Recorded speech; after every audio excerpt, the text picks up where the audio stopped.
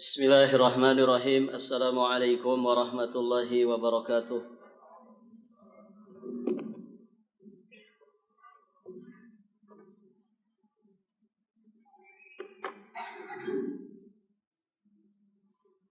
Innal hamdalillah nahmaduhu ta'ala wa nasta'inuhu wa nastaghfiruh wa nastahdihi wa natubu ilaih.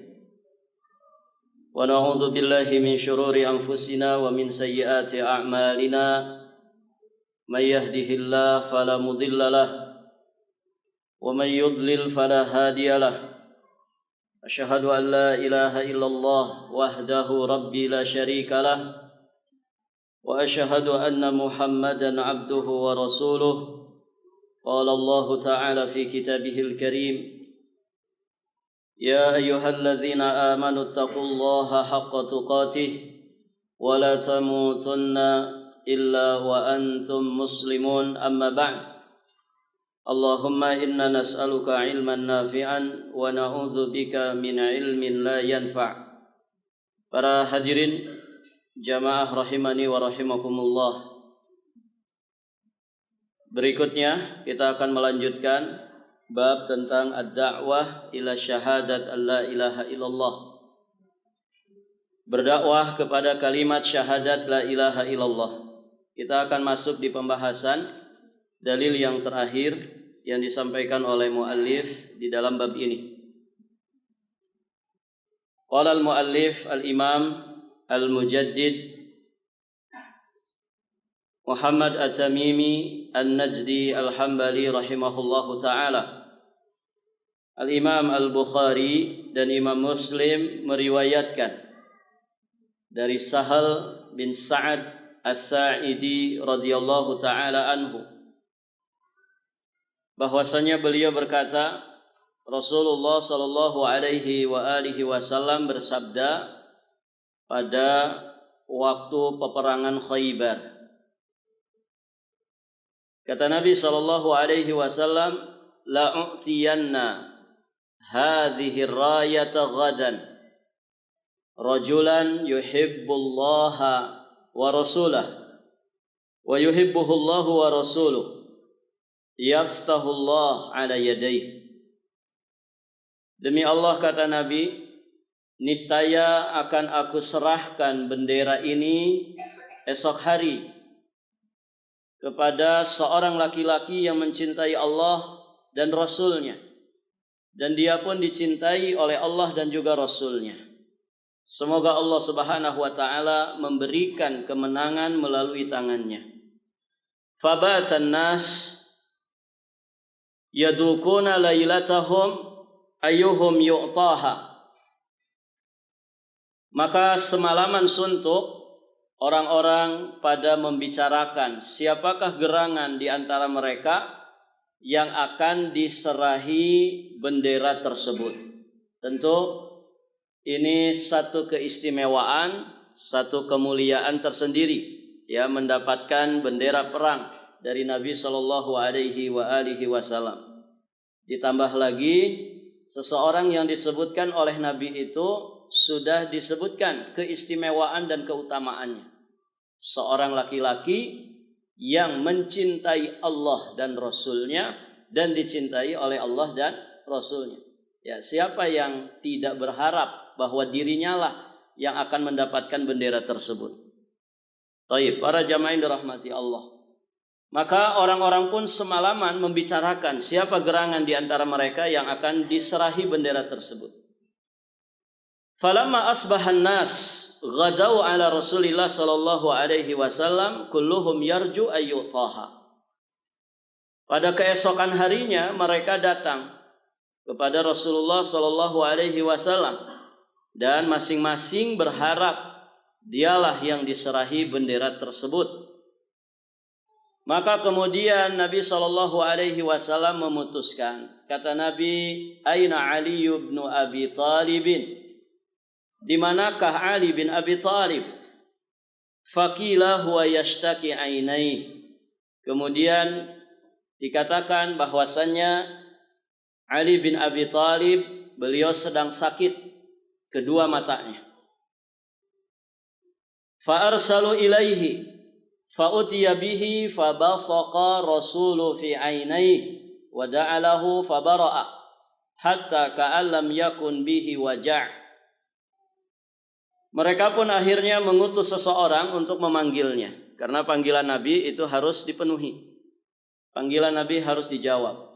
Maka ada di antara para sahabat yang kemudian memanggil sahabat Ali radhiyallahu taala anhu. Dan dibawalah Ali ke hadapan Rasulullah sallallahu alaihi wasallam, fabasaqa. Dan Nabi kemudian meludahi kedua mata sahabat Ali radhiyallahu taala anhu. Dan Nabi mendoakan kesembuhan untuk beliau, fabara'a. Maka biidznillah seketika itu pula keluhan penyakit pada kedua mata Ali radhiyallahu taala anhu sembuh. Dan seolah-olah beliau tidak pernah terkena penyakit. Artinya sembuh total tanpa ada bekas. Kemudian fa'atahu rayah. Nabi SAW pun memberikan bendera perang tersebut. Nah, berarti orang yang dinanti-nanti, orang yang kemudian masing-masing berharap untuk menjadi yang diserahi bendera tersebut, ternyata jatuh kepada Ali radhiyallahu taala anhu. Siapa Ali ini? Orang dekatnya Nabi, sahabat yang mulia, khalifah yang keempat. Beliau juga sekaligus adalah as-sabiqun al-awwalun dari kalangan pemuda. Kemudian beliau juga sekaligus sepupunya Rasulullah sallallahu alaihi wasallam, putra dari pamannya Nabi, yakni Abu Talib. Taib, para jamaah yang dirahmati Allah. Nabi sallallahu alaihi wasallam kemudian menyerahkan bendera itu kepadanya, dan Nabi berpesan, Nabi bersabda, unfud ala rislik, majulah ke depan dengan tenang. Kemudian hatta tanzila bisahatihim thumma ad'uhum ilal Islam, majulah ke depan dengan tenang sampai engkau tiba ke tempat mereka, yakni ke tempat musuh di perang Khaybar. Thumma ad'uhum ilal Islam, kemudian ajaklah mereka kepada Islam. Wa akhbirhum bima yajibu alaihim min haqqillahi fihi, dan kabarkan kepada mereka, sampaikan kepada mereka tentang hak-hak Allah yang wajib mereka tunaikan. Fa wallahi la ayyahdiyallahu bika rajulan wahidan khairun laka min humrin na'am. Demi Allah, kata Nabi, sekiranya Allah Subhanahu wa taala memberikan hidayah taufik kepada seseorang lantaran dirimu, melalui wasilah, melalui sebab dirimu, maka kata Nabi, sungguh itu lebih baik, lebih berharga bagi dirimu daripada unta-unta merah. Para jamaah yang dirahmati Allah, saat itu unta merah adalah kendaraan kebanggaan, kendaraan yang begitu mewah di masanya, unta merah. Baik, para jamaah yang dirahmati Allah, hadis ini sahih diriwayatkan oleh Imam Al-Bukhari dan juga Imam Muslim. Hadis yang mulia ini dibawakan oleh penulis di bab tentang ad-da'wah ila syahadat la ilaha illallah. Syahidnya, poinnya sangat jelas sekali. Ketika beliau sudah memasrahkan bendera perang pada hari Khaybar kepada Ali, Nabi kemudian berpesan kepada sahabat Ali yang kemudian ditunjuk sebagai komandan perang, komandan jihad. Nah, di antara pesannya pertama kali adalah ud'uhum ilal Islam. Dakwahi mereka, ajak mereka kepada Islam. Kata para ulama, ay ud'uhum ila syahadatillah wa ila syahadat Muhammad Rasulillah. Ajak mereka, dakwahi mereka ke dalam dinul Islam, maksudnya adalah ajak mereka, dakwahi mereka untuk mengucapkan dua kalimat syahadat, syahadat la ilaha illallah. Dan inilah tauhid, rukun Islam pertama sebagai pintu gerbang ya sebagai inti utama dari Islam, bahkan itulah kalimat yang kita ingin mati dengannya. Itulah kalimat yang kita cita-citakan untuk menjadi kalimat terakhir yang keluar dari lisan kita di saat menghembuskan nafas terakhir. Nah, di sini poinnya. Nabi berpesan ya supaya mengajak mereka ini sebelum diperangi ya. Sebelum diperangi didakwahi. Dakwah tauhid, dakwah syahadat la ilaha illallah. Dan itulah inti daripada Islam dan iman. Makanya di risalah yang lain, yakni di risalah Salasatul Usul, Syekhul Islam Muhammad At-Tamimi ketika menjelaskan tentang makna Islam, al-Islamu yakni al-istislam lillahi bitauhid. Islam itu adalah istislam, pasrah menyerah tunduk kepada Allah Subhanahu wa taala dengan menjalankan tauhid. Karena ini inti daripada dinul Islam, syahadat la ilaha illallah. Baik, para jamaah yang dirahmati Allah, maka pas sekali beliau membawakan riwayat ini pada pembahasan tentang bab berdakwah kepada syahadat la ilaha illallah. Baik. Para jamaah sekalian yang dirahmati Allah, tentu hadis ini memberikan banyak sekali faidah kepada kita semua. Kita akan ambil ringkasan daripada faidah hadis yang mulia ini. Pertama, di dalam hadis ini para jamaah, di antara perang yang diikuti oleh Nabi ada sekitar 8 sampai 9 peperangan yang dialami oleh Nabi Shallallahu Alaihi Wasallam semasa hidupnya, dan itu semuanya terjadi setelah beliau hijrah ke Madinah. Nah, di antara peperangan itu adalah perang Khaybar. Tentu masyhur tentang kisahnya pada pelajaran-pelajaran sirah. Baik, para jamaah yang dirahmati Allah, jadi perang Khaybar adalah salah satu perang yang diikuti dan dialami oleh Nabi Shallallahu Alaihi Wasallam ya semasa hidupnya. Kemudian pelajaran berikutnya dari hadis yang mulia ini, kita bisa mengambil pelajaran tentang salah satu di antara manaqibnya sahabat Ali radhiyallahu taala anhu. Apa di sini keistimewaan sahabat Ali yang disebutkan oleh Nabi, dan tentu itu wahyu dari Allah. Sahabat Ali itu seorang yang mencintai Allah dan Rasulnya. Mencintai Allah dan Rasulnya berarti cintanya sahabat Ali kepada Allah dan Rasulnya adalah cinta yang diakui, cinta yang diterima oleh Allah dan juga Rasulnya. Masya Allah. Beda dengan cintanya kita kepada Allah, cintanya kita kepada Rasul. Kita tidak pernah tahu ya, cinta kita kepada Allah itu beneran diterima nggak di sisi Allah. Cinta kita kepada Nabi, apakah iya Nabi mengakui cintanya kita? Nah, ini tidak ada kepastian.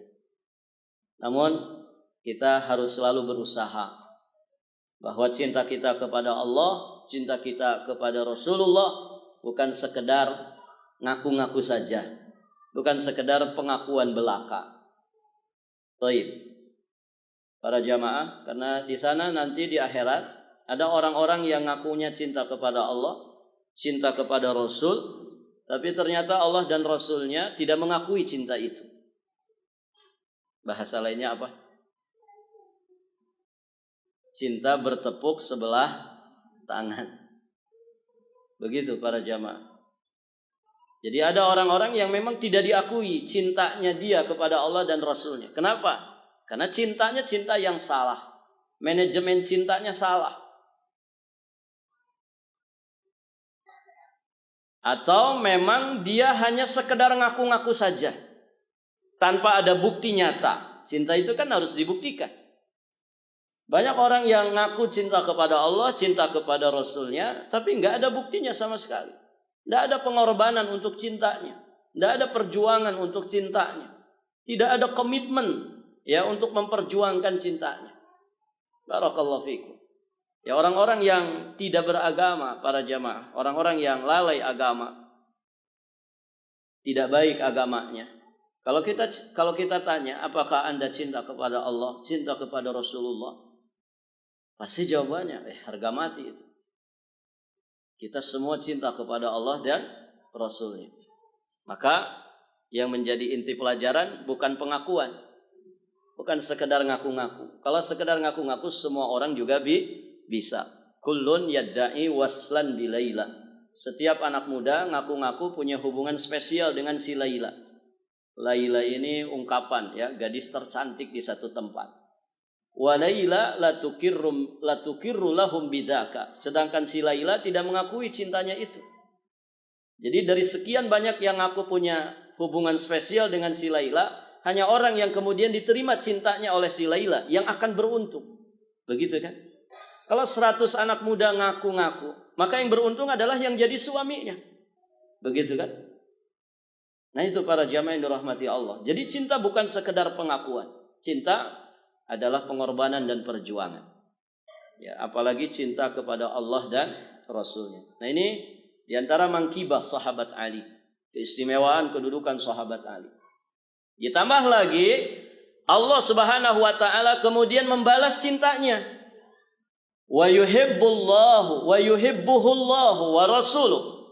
Dan dicintai oleh Allah dan Rasulnya. Masya Allah. Cinta dibalas dengan cinta. Para jamaah, kalau kita itu dicintai Allah, oh itu sudah segala-gala. Antum dicintai istri saja kan dunia serasa milik berdua, kan begitu. Ya. Padahal itu cintanya makhluk. Kalau dia mati selesai cintanya. Kita mati duluan selesai sudah cintanya. Dia kawin lagi dengan laki-laki lain. Ya. Ini baru dicintai oleh manusia, senangnya minta ampun. Bagaimana kalau yang cinta kepada kita itu Allah dan Rasul? Berarti ini keistimewaan yang luar biasa dari sahabat Ali radhiyallahu taala anhu. Ditambah lagi manaqib beliau yang lainnya banyak sekali. Para jamaah yang dirahmati Allah. Salah satu di antaranya dan ini spesial sekali. Nabi pernah mengatakan Abu Bakar fil jannah, Umar fil jannah, Utsman fil jannah, wa Aliun fil jannah. Abu Bakar, Umar, Utsman, Ali kata Nabi ada di surga. Ini disebutkan oleh Nabi ketika mereka semua masih hidup. Jadi sebelum mati sudah dapat KTP surga, kartu tanda penghuni, begitu. Dan Nabi sendiri yang langsung menyatakannya. Wa may yantiqu 'anil hawa in huwa illa wahyu yuha. Yang disebutkan Nabi itu wahyu, bukan hawa nafsu. Artinya ini keistimewaan yang sangat luar biasa. Maka pantas ya khulafaur rasyidin yang 4 ini disebut oleh Nabi SAW ya ketika terjadi beragam macam fitnah yang menimpa umat Islam ini. Alaikum bisunnati was sunnatil khulafa ar-rasyidin al-mahdiyyin. Addu 'alaiha bin nawajid. Baik, para jamaah yang dirahmati Allah. Manaqib yang disebutkan oleh Nabi tentang sahabat Ali ini juga sekaligus menjadi bantahan terhadap satu kelompok yang disebut dengan nawasib. Kelompok yang disebut dengan nawasib. Nawasib itu kelompok yang merendahkan sahabat Ali. Mereka membenci sahabat Ali. Sahabat Ali termasuk sahabat yang kemudian sikap manusia ya berbeda terhadap beliau. Ada yang disebut dengan nawasib, ada yang disebut para jamaah yang dirahmati Allah, ada orang yang ghulu ya di dalam mencintai sahabat Ali, ada yang ghulu di dalam membenci sahabat Ali ya. Ada kita mengenal khawarij, mengenal nawasib, para jamaah yang dirahmati Allah. Ya, seperti orang-orang Syiah, mereka ghulu kepada sahabat Ali. Ahli sunnah tengah-tengah antara dua kelompok ini. Kita tidak menuhankan sahabat Ali seistimewa apapun kedudukan beliau. Kemudian para jamaah yang dirahmati Allah, kita juga tidak merendahkan sahabat Ali, menganggap sahabat Ali itu kafir atau yang semisal dengannya, seperti yang dilakukan oleh sebagian kelompok manusia. Ahli sunnah di tengah-tengah. Kita meyakini beliau sahabiyun jalil, ya, dengan manakib yang sangat luar biasa, dengan tidak berlebih-lebihan di dalam bersikap terhadapnya. Barakallahu fikum. Baik, para jamaah, keistimewaan sahabat Ali ini menjadi bantahan terhadap kelompok yang membenci sahabat Ali radhiyallahu taala anhu. Berikutnya, dari hadis yang mulia ini kita juga bisa memahami bahwa salah satu di antara sifat Allah adalah mahabbah. Salah satu di antara sifat Allah yang maha tinggi sesuai dengan kelayakan Allah Subhanahu wa taala sebagai Rabbul Alamin, Allah itu memiliki sifat cinta. Ya, wa yuhibbuhullahu wa rasuluh. Ketika menjelaskan tentang sahabat Ali, Nabi mengatakan Ali itu orang yang dicintai Allah dan dicintai oleh Rasulnya. Berarti salah satu sifat dari sifat-sifat Allah yang maha tinggi adalah sifat cinta yang tidak sama dengan cinta yang ada pada makhluknya. Kemudian para jamaah yang dirahmati Allah, dari hadis yang mulia ini juga kita bisa mengambil pelajaran tentang gairahnya sahabat Nabi sallallahu alaihi wasallam di dalam kebaikan. Dari sisi mana? Dari sisi ketika Nabi membicarakan akan ada orang yang aku berikan bendera ini di perang Khaybar ini. Kemudian disebutkan keistimewaannya. Kemudian setelah mendengar kalimat ini, para sahabat semuanya masing-masing mereka berharap bahwa yang dimaksud oleh Nabi itu adalah mereka. Artinya mereka sangat mencintai kebaikan. Mereka sangat bergairah untuk mendapatkan kebaikan. Bendera perang ini identik dengan apa, ikhwan? Kalau antum dipasrahi bendera perang, berarti antum jadi apa? Komandan. Jadi komandan jihad. Ini identik dengan apa? Identik dengan amanah dan tanggung jawab yang besar. Ketika kita amanah, ketika kita tanggung jawab, bisa kemudian menyusun strategi yang terbaik, ya, punya karakter leadership yang baik, mengawal, membimbing, kemudian para jamaah yang dirahmati Allah membersamai pasukannya, memanage pasukannya sedemikian rupa, tentu bagian jatah pahalanya sangat besar di sisi Allah. Dan masing-masing sahabat ingin mendapatkan itu. Lebih-lebih tadi, ya, karakter orang yang akan diberi bendera ini adalah orang yang dicintai Allah dan Rasulnya, dan juga mencintai Allah dan Rasulnya. Masya Allah. Nah, disinilah ghirahnya para sahabat Nabi Sallallahu Alaihi Wasallam. Dan tentu ini satu keteladanan bagi kita. Bagaimana punya ghirah yang sangat besar, ya, terhadap kebaikan di dalam agama ini. Berikutnya, hadis yang mulia ini menjelaskan kepada kita tentang mukjizatnya Rasulullah Sallallahu Alaihi Wasallam. Jadi air ludahnya Nabi itu berkhasiat dengan izin Allah. Fabasaqa fi ainai. Nabi meludahi kedua mata sahabat Ali radhiyallahu taala anhu yang sedang sakit. Didoakan oleh Nabi fabara'a. Kemudian sembuh sakit matanya sahabat Ali, bahkan beliau merasa tidak pernah sakit sebelumnya. Ya, artinya kesembuhan yang total, kesembuhan yang sempurna. Ini mukjizat Nabi, gitu ya. Mukjizat Nabi. Kalau kita jangan coba-coba, Pak, ya. Antum sakit mata sini, puih. Baik para jamaah. Yang ada tambah sakit begitu. Sudah bau, ya. Masya Allah. Baik para jamaah. Nah, ini mukjizat Nabi. Air ludahnya Nabi itu punya pengaruh dengan izin Allah Subhanahu wa taala. Bahkan keringatnya Nabi itu harum, ya. Keringatnya Nabi itu harum. Ada sebagian istri Nabi yang suka ngumpulin keringatnya Nabi. Saking harumnya. Ini keistimewaan Nabi. Keistimewaan Rasulullah sallallahu alaihi wasallam. Ya. Ada istri antum yang suka ngumpulin keringat antum? Habis futsal, "Mas, mana keringatnya?" Yang ada dilempar bajunya gitu. Baik. Para jamaah.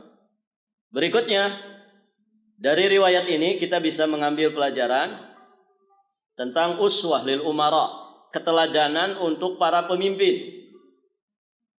Perhatikan di sini. Rasulullah sallallahu alaihi wasallam sebagai nabiullah dan rasulullah. Beliau sebagai pemimpin umat Islam, Sayyidul Anbiya wal Mursalin, selalu perhatian kepada rakyatnya. Dengan apa? Dengan bertanya tentang kondisi dan keadaan mereka. Nah, demikian ya selayaknya para pemimpin. Ya, harus mengerti ya siapa saja, kondisi siapa saja yang dipimpinnya.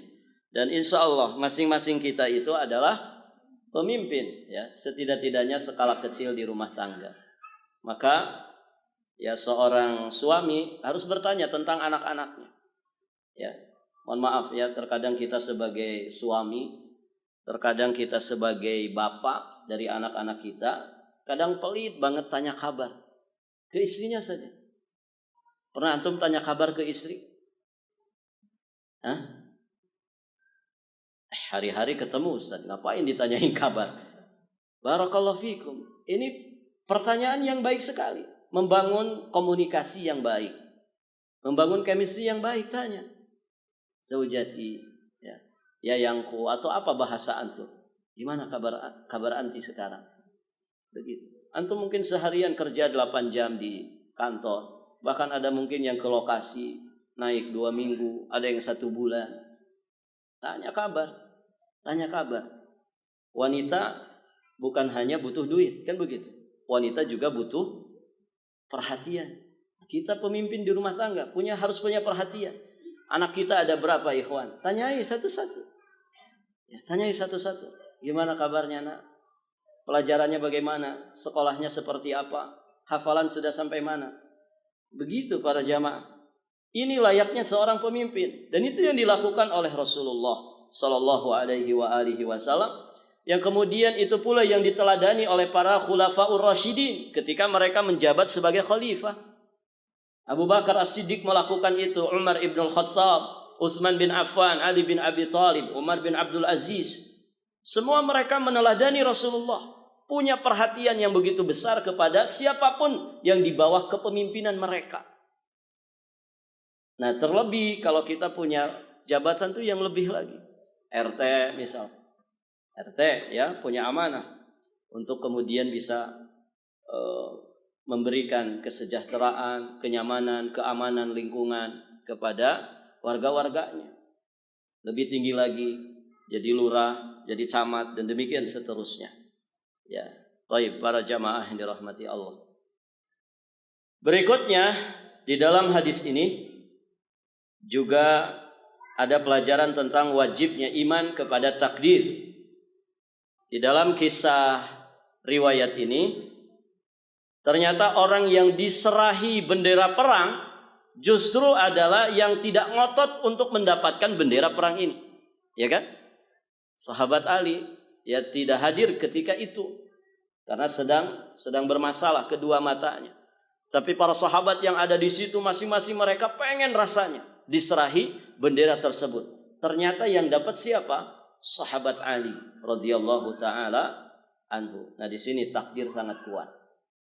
Apa yang Allah takdirkan akan mengenai diri kita, maka selama-lamanya tidak akan pernah meleset. Apa yang Allah takdirkan meleset dari diri kita, maka selama-lamanya tidak akan pernah mengenai diri kita. Ini konsep di dalam iman kepada takdir yang jika kita meyakininya, mengamalkannya, kita akan menjadi orang yang paling bahagia di dunia ini. Begitu para jamaah yang dirahmati Allah. Kemudian Dari riwayat ini kita juga bisa mengambil pelajaran, seorang pemimpin selayaknya menjaga batasan-batasan adab dan etika, tapi tanpa bersikap lemah. Begitu ya. Ini diambil dari pesannya Nabi kepada komandan jihad Ali bin Abi Thalib. Unfud ala rislik. Unfud ala rislik.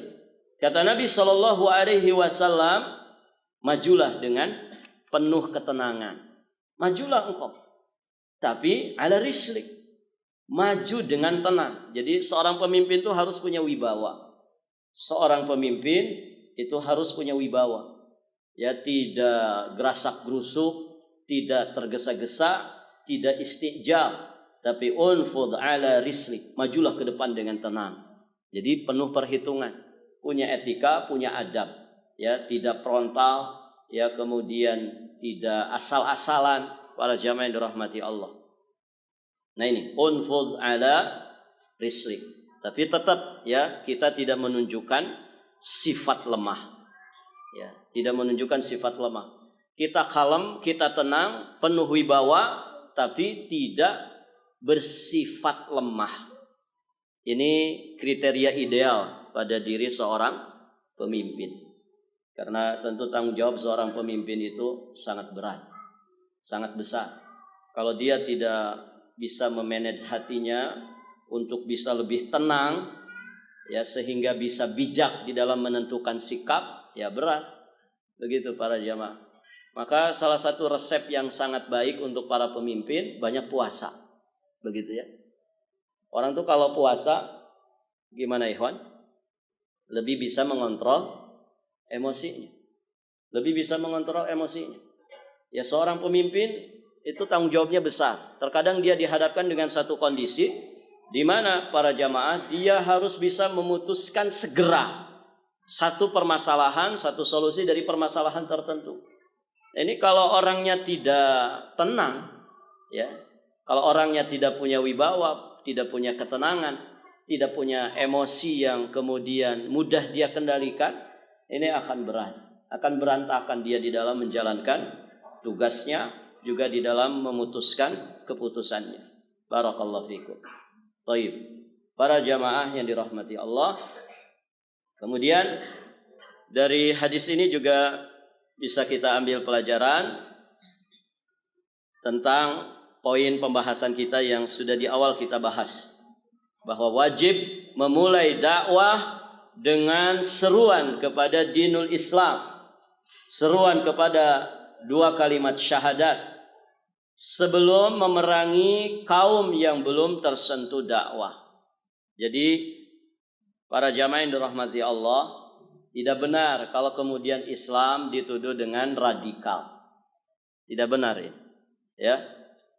Karena ternyata proses di dalam Islam, walaupun Islam diantaranya tegap dengan senjata, dengan kilatan pedang, dengan lesakan panah dan tombak, baik, ternyata prosesnya tidak ujug-ujug seperti itu. Ada proses dakwah. Ya, ud'uhum ilal Islam. Ini sebelum mulai perang, didakwahi dulu kepada dinul Islam. Didakwahkan tauhid ini kepada orang-orang kafir. Tidak ujug-ujug langsung diperangi. Jadi ada proses yang begitu panjang, ada proses yang begitu mulia. Diajak dulu. Sehingga para jamaah ketika nanti diperangi, atau ketika nanti orang-orang kafir ini mati di atas kekufuran mereka, sampai kemudian mereka diazab kekal abadi di dalam neraka, itu bukan karena kezaliman Allah, tapi karena keadilan Allah. Bukankah telah datang penyeru pendakwah kepada mereka ini, ngajak mereka untuk masuk Islam? Kenapa tidak mau masuk Islam? Nah begitu para jamaah. Maka ini keindahan Islam. Dakwah ini pertama dan yang utama sebelum ada terjadinya peperangan. Walhamdulillah saat ini kondisi dunia ini aman-aman, aman dalam makna tidak ada orang-orang kafir, atau kalaupun ada sedikit dari orang-orang kafir yang kemudian memerangi kaum muslimin dengan senjata. Begitu ya. Sehingga jihad yang sangat besar di masa kita saat ini adalah jihadul ilmi, jihadul hujjah wal bayan, jihadul dakwah. Ya, kita berjihad dengan ilmu, kita berjihad dengan menyampaikan al-haq kepada manusia, kita berjihad dengan dakwah. Ini jihad yang sering disampaikan oleh para ulama, jihad terbesar di masa ini, bukan jihad angkat senjata. Kalaupun ada sebagian orang-orang kafir yang memerangi kaum muslimin dengan senjata, ini hanya terjadi di beberapa titik saja dan sangat jarang sekali terjadi. Baik, para jamaah yang dirahmati Allah, maka bersyukur ya ketika negeri kita ini masih leluasa untuk belajar agama, leluasa untuk mempraktekkan agama kita dengan segala macam bentuk kekurangan yang ada di dalamnya ya. Namun walhamdulillah syariat Islam masih tetap bisa berjalan, begitu kan? Azan masih bebas berkumandang ya, iqamah, jum'ah masih bebas untuk kita lakukan. Kita beridul adha tidak diganggu gugat, haji kita diurusin, masya Allah ya. Ini satu nikmat yang sangat besar. Di sebagian negara para jamaah yang dirahmati Allah, sebagian mereka kesulitan untuk menerapkan Islam dengan sebaik-baiknya. Maka syukuri ya kemudahan, fasilitas yang dimudahkan oleh Allah Subhanahu wa taala untuk kita semua. Berikutnya para jamaah, tidak cukup menjaga diri dari azab hanya dengan mengucapkan 2 kalimat syahadat tanpa kemudian dibarengi dengan amal. Karena di sini Nabi juga berpesan. Kata Nabi, wa ahbirhum bima yajibu alaihim min haqqillah. Kabarkan, sampaikan kepada mereka tentang apa yang wajib atas mereka terkait dengan hak Allah. Artinya bukan 2 kalimat syahadat saja. Ada setelah itu kewajiban salat, ada setelah itu kewajiban puasa, ada setelah itu kewajiban berzakat, berhaji, dan demikian seterusnya. Baik, para jamaah. Artinya orang itu kalau masuk Islam disampaikan ini. Kewajiban antum bukan hanya ngucapin 2 kalimat syahadat. Karena banyak orang itu kemudian masuk Islam karena ternyata dia pengen menikahi muslimah. Artinya sebagai syarat nikah saja. Setelah itu akhirnya lepas dari bimbingan. Nauzubillah. Akhirnya ada yang tetap dengan KTP Islamnya, tapi sama sekali tidak mencerminkan sosok sebagai muslim. Begitu ya, sholatnya enggak, ke masjidnya enggak. Pokoknya yang penting saya sudah nikahin dia, saya bisa hidup sebagai warga muslim ya dengan istrinya yang muslimah. Selesai sudah. Ini maka harus disampaikan bahwa tugasnya, kewajibannya tidak berhenti sampai di situ. Karena ada ya orang-orang yang masuk Islam ya sholatnya cuma setahun sekali, Idul Fitri saja. Begitu ya. Selebihnya tidak. Dan waliyadzubillah sebagiannya justru ternyata betul-betul hanya sebagai syarat nikah saja untuk kemudian dia murtad lagi, kembali lagi ke agamanya yang semula. Dan ketika istrinya sudah ada di bawah kekuasaannya, akhirnya istrinya juga diajak murtad. Nah, ini banyak kasus seperti ini. Nah itu para jamaah yang dirahmati Allah. Baik. Maka kita sampaikan kepada siapapun yang masuk Islam bahwa tugas kewajiban setelah itu masih ada. Ada hak-hak Allah yang harus ditunaikan. Ada kewajiban yang harus dikerjakan. Sampaikan rukun Islam yang lainnya. Sampaikan rukun iman. Sampaikan tentang syariat-syariat Islam yang lainnya.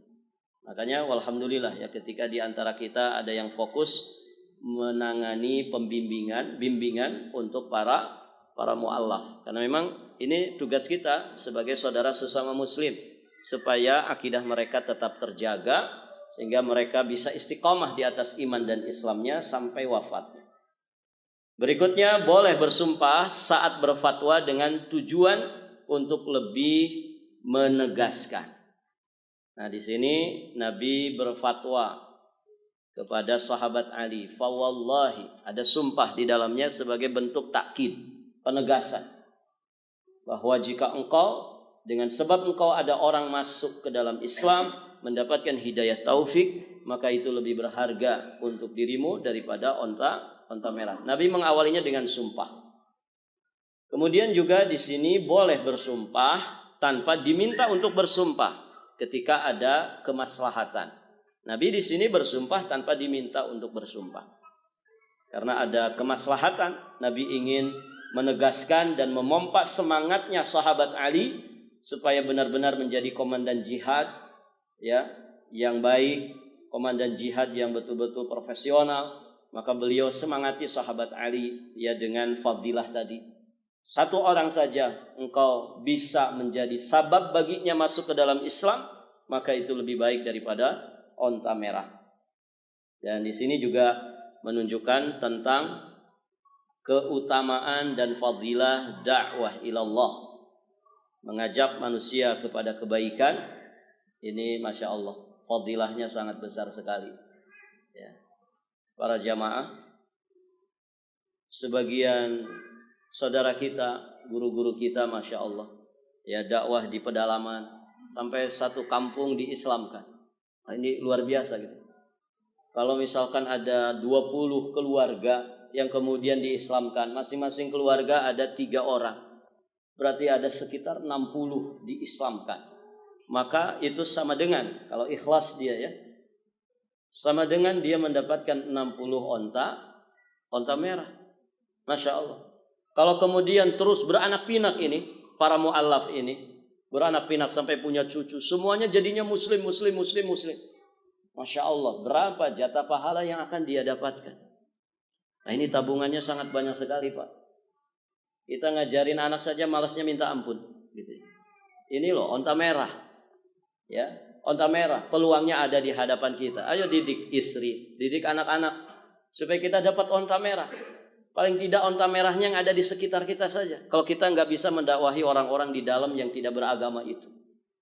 Nah, itu para jamaah. Akan semangat dakwahi istri, ya, ngajarin istri, ngajarin anak-anak, ya. Kalau pengen onta merah lagi, cari lagi onta merah yang lain. Istri kedua, gitu ya. Istri ketiga, gitu. Nah, ini peluang-peluang kita dapat onta merah yang terdekat saja. Orang tua kita, adik kakak kita, ya, keponakan-keponakan kita. Ayo semuanya saling bersinergi di dalam kebaikan, saling mendakwahkan. Ya, supaya kita semua mendapatkan pahala. Baik, para jamaah yang dirahmati Allah. Sampai di sini pelajaran kita.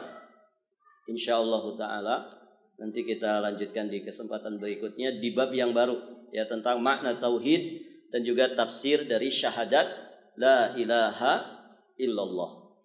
Dan saya tambahkan sedikit ya, proses ini kalau nggak salah pernah kita sampaikan juga,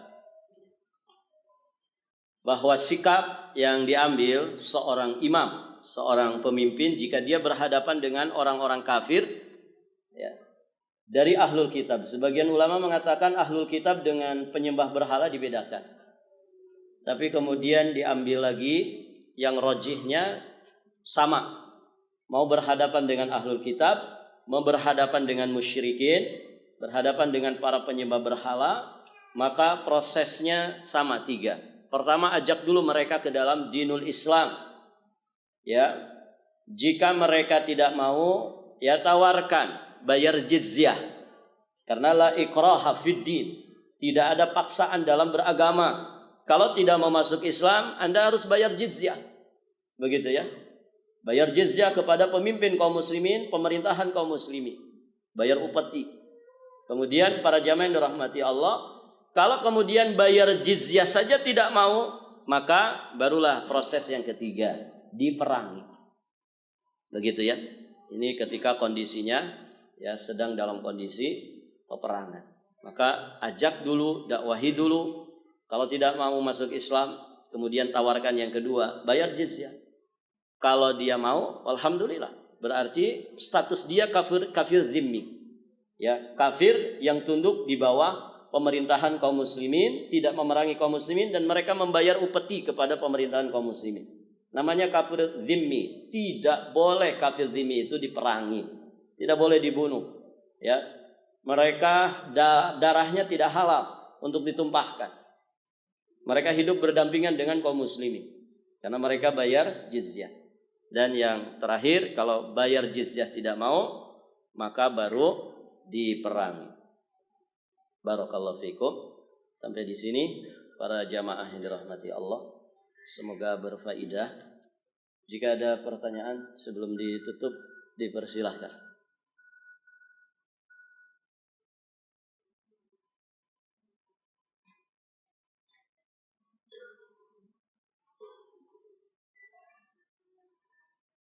Sudah masuk waktu belum? 1 menit. Kalau gitu sudah saja ya. Kita tutup saja dengan doa kafaratul majlis. Subhanakallahumma bihamdik, asyhadu an la ilaha illa anta, astaghfiruka wa atubu ilaik.